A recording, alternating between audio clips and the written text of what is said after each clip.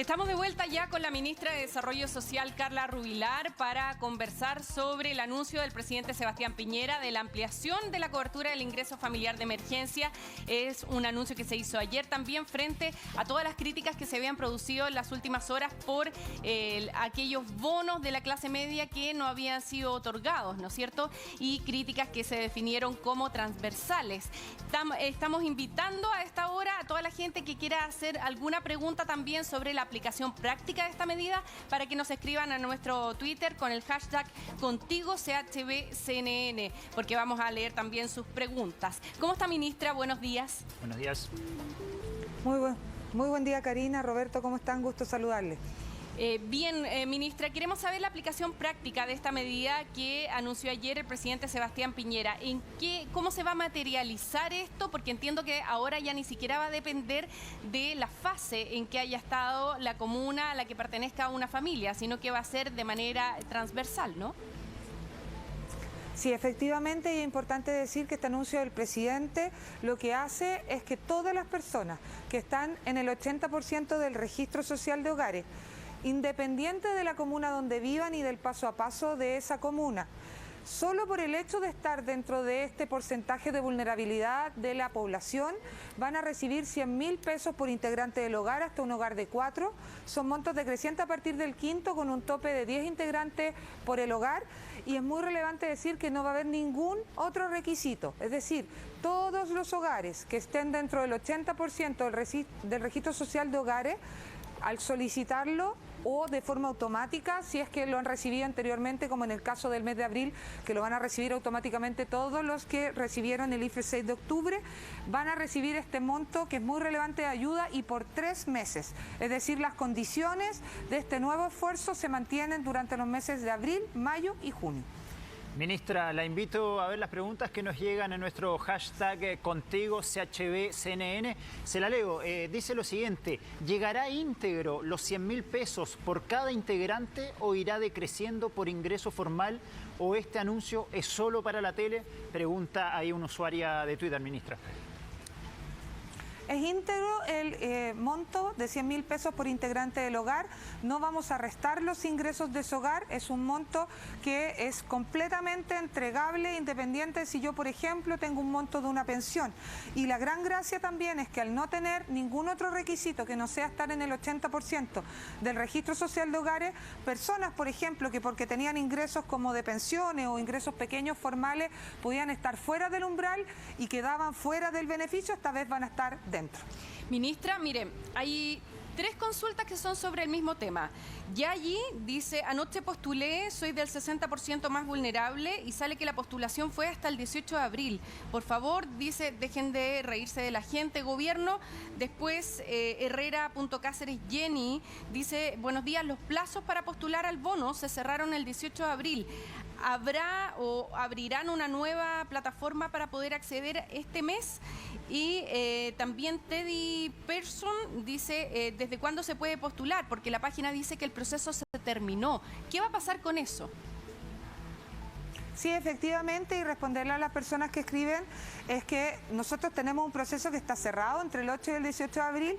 Ahí tuvimos 3,5 millones de hogares que no necesitaron solicitarlo y que están obviamente dentro del beneficio del mes de abril, más de 1.200.000 nuevas solicitudes que obviamente también lo van a recibir, pero como el anuncio se hizo el día de ayer, obviamente el presidente nos solicitó abrir un proceso de postulación nueva que se va a iniciar en los próximos días. Esperamos que sea mañana o pasado, lo vamos a informar oportunamente, y este nuevo proceso le va a permitir a toda la gente que le está escribiendo, manifestando su preocupación porque estaba cerrado el proceso, que van a poder solicitarlo y van a poder calificar. Sí, obviamente, las personas que estaban en este proceso inicial son las que van a partir su pago el 30 de abril, y digo partir porque es un proceso de pago tan extenso de tantos hogares, esperamos llegar a 6 millones de hogares, más de 13 millones de personas, que eso demora varios días en la transferencia y después varios días en el pago presencial, porque no podemos generar aglomeraciones. Y obviamente el nuevo proceso de postulación de las personas que no lo habían solicitado va a tener su pago durante el mes de mayo. Así que en ese sentido, llamar a la tranquilidad de que todas las personas que no lo solicitaron durante el plazo del 8 al 18 van a tener un nuevo proceso de postulación. Ministra, nos sigue cayendo dudas de los usuarios y acá tengo una muy interesante que dice así. Dani Garcés dice lo siguiente: Ministra, ¿qué hacen las familias que nunca se inscribieron en el registro social de hogares porque no tenían necesidad y ahora sí? ¿Quedan afuera? Bueno, es muy relevante decir de que uno puede sacar su registro social de hogares. La página es registrosocial.gov.cl. Ahí se le van a pedir algunos antecedentes, obviamente antecedentes personales, de integrantes del hogar, de la calidad de la vivienda, de la cantidad de ingresos y otros, para poder efectivamente después verificar con la municipalidad esos datos y hacer la calificación socioeconómica, es decir, el porcentaje de vulnerabilidad. Es probable de que si lo solicitan ahora, el proceso del mes de abril no esté disponible para ellos porque no alcancen a tener su nuevo registro con calificación socioeconómica, pero probablemente en el mes de mayo sí van a poder postular. Eso quería preguntarle, ministra, ¿qué tan rápido es la resolución de esa postulación al ingreso social de hogares? Se puede hacer, como usted contaba, online en este momento, pero ¿qué tan rápido se resuelve? Porque las necesidades económicas de la gente son ahora y muchas veces eso se demora un poco y por lo tanto ya, como usted decía, el mes de abril no van a alcanzar, por ejemplo.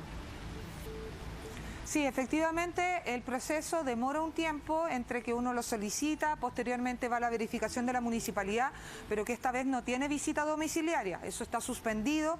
Nosotros confiamos en los antecedentes que las personas entregan y después obviamente viene el proceso de la calificación socioeconómica que se tiene que realizar. Este proceso depende mucho de si estamos hablando de un hogar nuevo o estamos hablando de un hogar nuevo que se constituyó y tiene que desarmar un antiguo que estaba en el registro, pero más o menos demora un mes. Ahora nosotros sabemos de que ese proceso obviamente puede dejar personas fuera, por ejemplo ahora que no tienen registro y vamos a hablar de un proceso de postulación. Por eso nosotros creemos que si lo solicitan ahora van a calificar para el mes de mayo.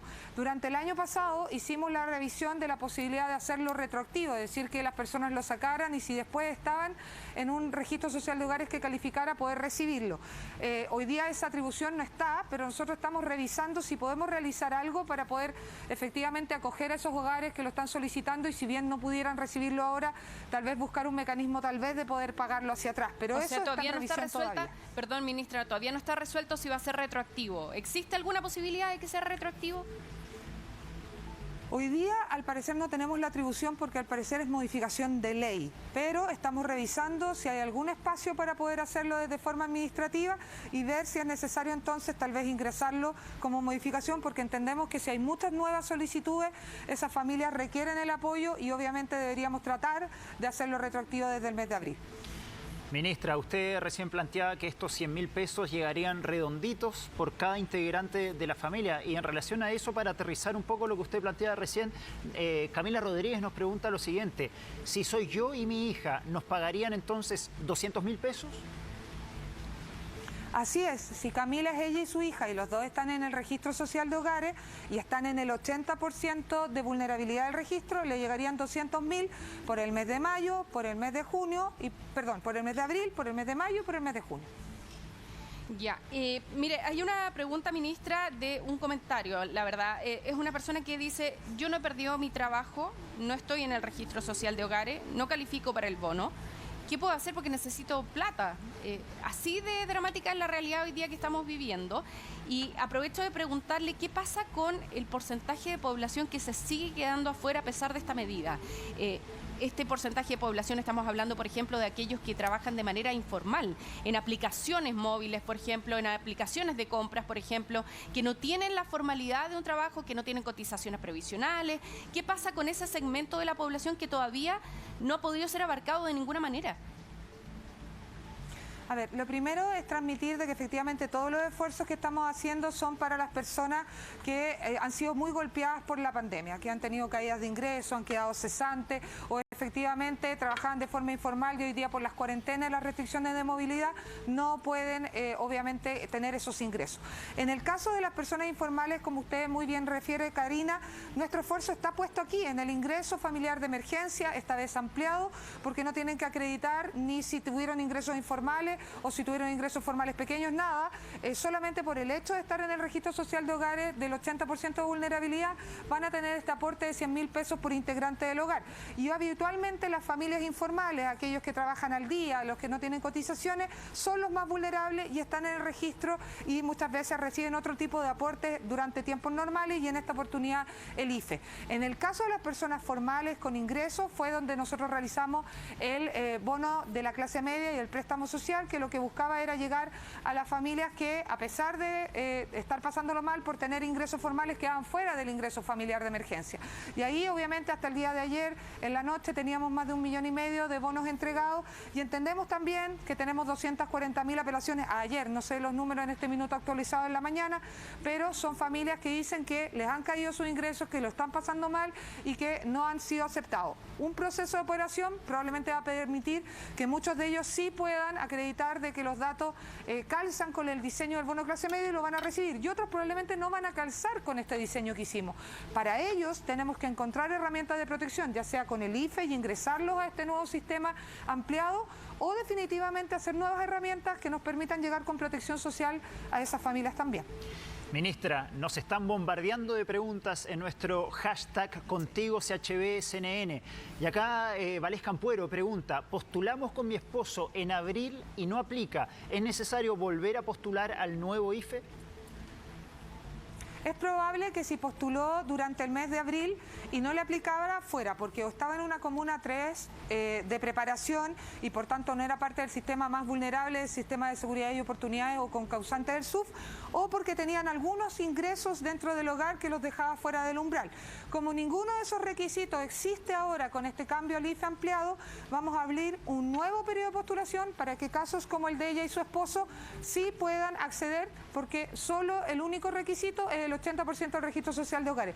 Todas las otras causales que pudieran haberlos dejado afuera en trámites anteriores y postulaciones anteriores ya no corren. Ministra, ¿por qué se decidió por parte del gobierno ampliar el ingreso familiar de emergencia y no el bono a la clase media? Entendiendo que el ingreso familiar de emergencia tiene este requisito de pertenecer al registro social de hogares y así hay muchas familias que quedan fuera. Y en segundo lugar, preguntarle también si es que había espalda económica para hacer esto, ¿por qué se hace a goteo? ¿Por qué se va ampliando el rango de personas beneficiadas a goteo? Si esto obedece más bien a una intención de tratar de bajar el descontento social y quizás el descontento político también que ha generado, por ejemplo, la opción del tercer retiro de las AFP en el Congreso. A ver, lo primero es decir de que nosotros todas las ayudas sociales, todo lo que estamos haciendo, lo que busca es finalmente poder proteger a la familia en la mayor cantidad de tiempo posible. Recordemos que esto es una pandemia que ya lleva más de un año.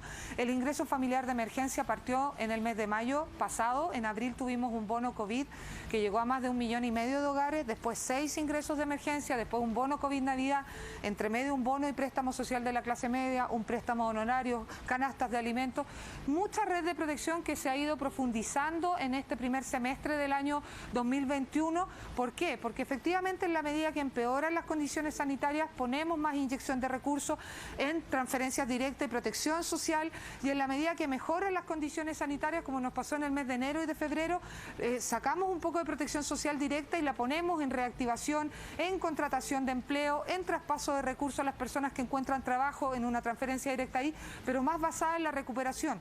Por tanto, lo que hemos hecho como en una maratón es tratar de poner recursos para mantenernos en el tiempo con protección. Ahora que empeoran las condiciones de la familia, por supuesto que tratamos de llegar con más ayuda y protección social y la mayor universalidad posible. En el caso del IFE, 2 de cada 3 personas de Chile están en el 80% del registro social de hogares. Sabemos que hay gente que no está en el registro social de hogares y que necesita ayuda, por eso hicimos el bono y el préstamo social de la clase media. Y ahora, con las personas que no están calificando, vamos a analizar cuál es esa situación y ver cómo podemos mejorar la red de protección social para llegar de mejor manera a la clase media. Ministra, usted ayer estuvo con el presidente y me imagino que habla todos los días con él. ¿Ustedes tal vez no se esperaban los efectos de esta segunda ola, de que casi todo el país esté en cuarentena? Porque han habido muchas críticas de que estas ayudas están llegando tarde, que han improvisado cuando en el Congreso se está por aprobar una vez más un retiro del 10%. ¿No ha habido tal vez un mal diagnóstico de la pandemia en la moneda? Pensaban tal vez que las vacunas iban a funcionar más rápido y finalmente eso no ha ocurrido hasta el día de hoy. Estamos casi todos en cuarentena y ahora hay que improvisar estas ayudas. A ver, lo primero es decir que nosotros hemos mantenido la red de protección social desde que se inició la pandemia. No es una red que haya estado unos meses o que se haya dado solo por una vez. Solo, para poner un ejemplo, en el mes de marzo, el IFE anterior, llegamos a 6.600.000 personas de protección social. Yo quiero decir, y esto es muy relevante, que países tan importantes como Reino Unido, que está ocupando el 16% de su PIB en protección social, o Alemania, que está en un 11%, muy cercano a Chile, que tiene un 10,7% de su PIB en inversión social, están ellos en una tercera ola del COVID, también con vacunas muy masivas. Y eso significa de que más allá del esfuerzo que estamos haciendo todos los países para enfrentar esta pandemia desde el punto de vista sanitario y social, este virus es un virus muy complejo. Nos estamos enfrentando a una segunda ola, pero que estamos inyectando una cantidad enorme de recursos en vacuna, en protección sanitaria, sobre todo son en la reconversión de camas. Soy médico, quiero recordarle que nosotros partimos con un poco más de 1.000 camas UCI, hoy día tenemos más de 4.000. Es un esfuerzo importantísimo que pocos países han logrado. Y en el caso de las ayudas sociales, todo el año pasado invertimos en transferencia directa 6.000 y en este semestre llevamos 9.000 millones de dólares. Este es un esfuerzo muy grande que hemos construido entre todos, no solamente el gobierno, sino que entre todos con todos los impuestos. Y lo que tenemos que además pensar es que no sabemos cuánto nos queda. Y tenemos que ser capaces de tener recursos para eso y después además, cuando pase la pandemia, reactivar la economía, reactivar los empleos, poder poner finalmente no solamente protección social, sino también recuperación económica. Así que este es un esfuerzo de largo aliento, es como una maratón y en eso estamos. Bueno, ministra, le queremos agradecer que haya estado con nosotros esta mañana también contestando las preguntas de la gente, porque como usted veía hay muchas dudas, ¿no es cierto?, respecto del proceso. Aprovechar de recordarle a la gente que se va a habilitar la plataforma para volver a postular y por eso en este momento les está saliendo que el proceso terminó el 18 de abril, así que es importante también, eso lo vamos a estar difundiendo en el momento que se habilite nuevamente para poder postular. Muchas gracias, ministra, que tenga un buen día.